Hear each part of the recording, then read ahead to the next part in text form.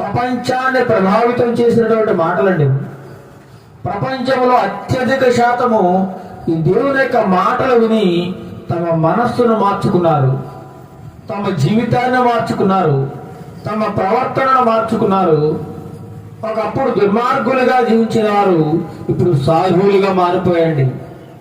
సాధువులుగా, సాధు స్వభావం కలిగి ఒక మంచివాడిగా, మంచి మనసు కలిగిన వారిగా, నీతి నిజాయితీ పరులుగా మార్చబడ్డారంటే కేవలము దేవుని యొక్క గొప్ప మాటలండి.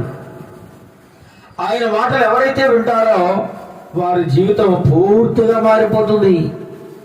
ఒకప్పుడు వారు ఎంత నీచులైనటువంటి స్వభావం కలిగిన వారైనా సరే యేసుక్రీస్తు ప్రభువారిని అంగీకరించినట్లయితే, వారి యొక్క హృదయంలోనికి యేసుక్రీస్తు ప్రభువారిని ఆహ్వానించినట్లయితే వారి హృదయ